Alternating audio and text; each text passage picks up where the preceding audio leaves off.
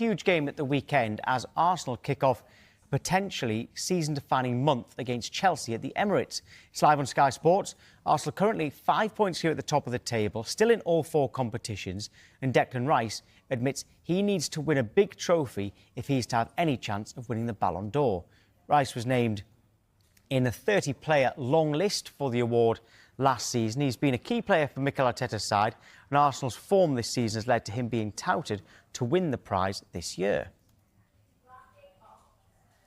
We want you to get involved in those conversations, but we can have a look at the quote that Rice said. He said, "You want to be involved in these conversations. You see the recent Ballon d'Or winners and what they've done during the season. Hopefully we can be successful and I can be in those conversations. That would be amazing." So Rice there acknowledging that they do need to win the major trophies for him to be in that. OK, well, get involved in that and let us know. But, Rob, if Arsenal do win the title or the Champions League, one of those big ones, does he deserve to win the Ballon d'Or? I don't know about deserve to win the Ballon d'Or. But if you say, is Declan Rice a contender for the Ballon d'Or if he wins those trophies? I mean, you have to... you don't have to win the trophies. You have to show that you're a great player. For me, that's the number one. The Ballon d'Or was created in France years and years ago, and it was about who's the best player, not who won the trophies, not who won the Champions League, not who won their own league, and then who's in favour that year. And we go back, and the Ballon d'Or wasn't even allowed out of Europe for a winner out of Europe. So the Ballon d'Or now, for me, we should get back to the Ballon d'Or being about the best player. Is Declan Rice a great player? Absolutely. Do I see him in that top 3 in the world? No. I don't know about winning it. Because when Dembele won it, it was probably because PSG was so successful, as opposed to he was the best player. Or do you think? But you're saying that it shouldn't matter, just doing an individual performance rather than lifting a trophy. And I think there should be an accountability for it. OK, did he play excellent? Did he make the biggest impact in his team? Did he make a biggest impact in the tournaments? Did he win the trophies as well? I think you have to go down the line for the trophies. And firstly, we have to judge it on the Ballon d'Or, which is the best player in that year. And for me, I even kind of look at last year, Dembele won it. Yes, of course, PSG, unbelievable. Dembele, great player. But I didn't think he was the best player last year to win it. So who was? Who would you have had? Out of all of Europe, I think the best player was Mo Salah. I mean, you just have to look at last year, look at the last season, and then compare. I think Vitinha in his own team was also amazing. And you look at Rafinha, Barcelona, Lamine Yamal, Mbappe even in that category. So there's now the instinct to just choose, if you win the Champions League, we'll pick one of those. It doesn't matter who. And I think we're forgetting the actual football with our eyes, not the stats. We have to look at the game. Who is the best player? In the semi-finals, in the rounds, in the finals, for his club, week to week. Who's the best player? That's who we have to pick. Not who's got the best stats. Not who this team won it, so we'll just pick one of them. Doesn't matter who. And I felt like sometimes the Ballon d'Or in the last few years has been picked in that way, and we have to get back to the joy of football. Who's unbelievable? Who do we just love watching because they're so good? Who's by far the best players in the world? Let's start with that, not who's the Champions League winner this year or who's the World Cup winner, and we just pick one of them. Sometimes we're a little bit lazy with that. Well, it would help Rice if he can score more goals. He says he wants to add more goals. He cited Frank Lampard and Yaya Toure. He's only ever once scored more than 5 in one season. He got 7 in 2024. The type of midfielder he is, does he need to add goals to his game? Is that important for that type of midfielder? Yeah, I think, of course, when you're an instinctively defensive player, you don't really need to score the goals. Yes, you add impact and you add impact to your team and maybe some goals as well. For example, a centre-back. You don't expect them to win a Ballon d'Or with just goals. It adds to it and making an impact to your team or defensive midfielder. But I think we we've seen now in the last few years, especially the last 3 years, teams not really having an automatic Makelele type player that is an out, Patrick Vieira's, Roy Keane's, those that they are a defensive midfielder.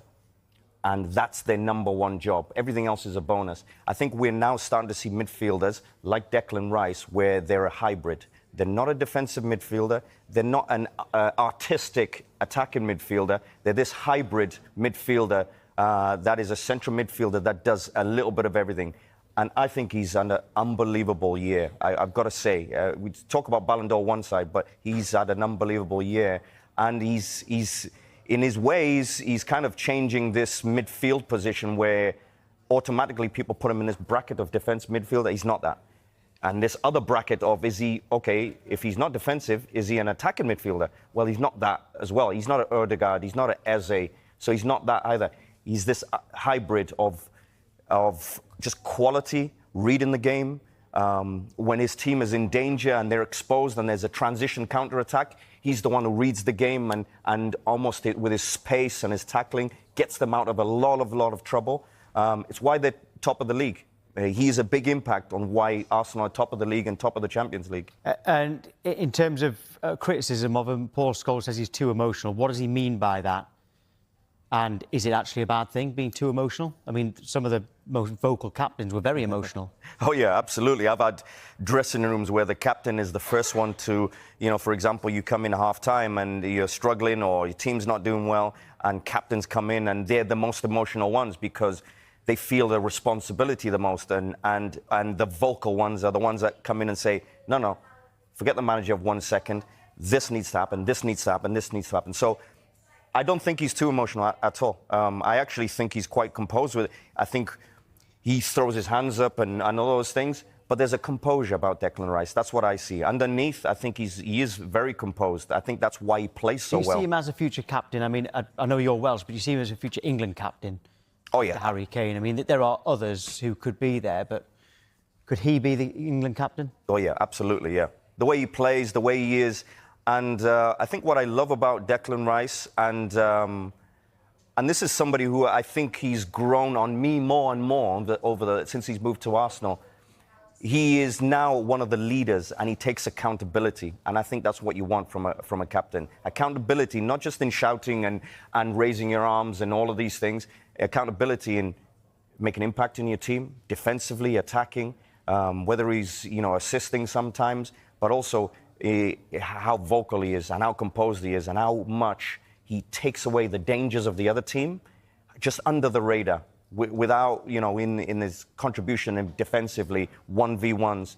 He's so excellent at that. I love what he's doing there. So I think he's a future captain for England, absolutely. Right, let's get the fans' perspective now, because Sky Sports are partnered with Finalysis to discover true fan opinions. Have your say in your club. Download the Finalysis app. Scan the QR code here for more details. And Scarlett Katz-Roberts joined us.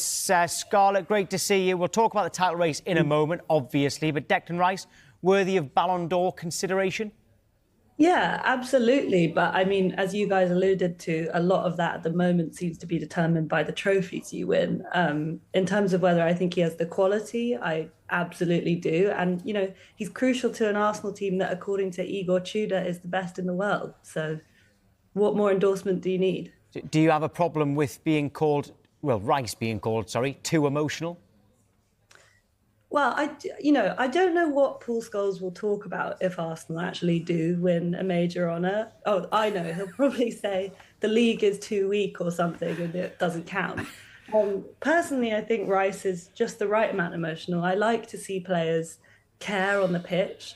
I think the way he handled his mistake against Spurs on the weekend is actually a testament to his character, because he was the one, as you're showing now, pointing to his head and telling everyone to focus, and then he makes the mistake. So, no, I don't think he's too emotional. I think he's a leader in the team and on the pitch, and I think he's fine, Paul.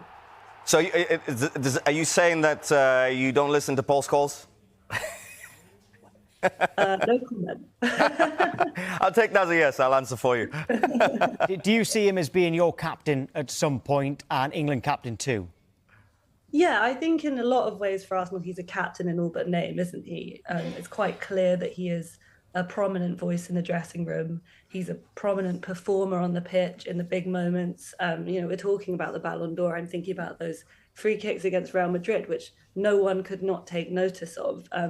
I think when the chips are down, Rice is someone who I look at and think, you are undeniable. And that gives me an immense amount of belief as a supporter. But could you have Declan Rice in the top 3? Is that what you're saying, that you'd be in the top 3 or even winning the Ballon d'Or?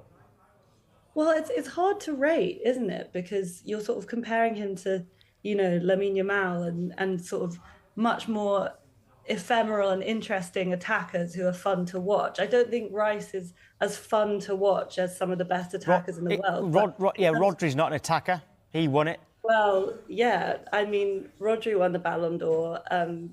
City won the Champions League that year, didn't they? So in terms of the criteria that the Ballon d'Or is being judged on, it's hard to assess because I don't think Rodri at that time was one of the most engaging and beautiful players to watch in the world. But yeah, I think Rice is one of the best players in the world. I don't have a problem with saying that. Did you feel that Rodri should have won the Ballon d'Or? Were you more about other players? So does that mean like a defensive type of player or this hybrid midfielder like Rice probably shouldn't win it?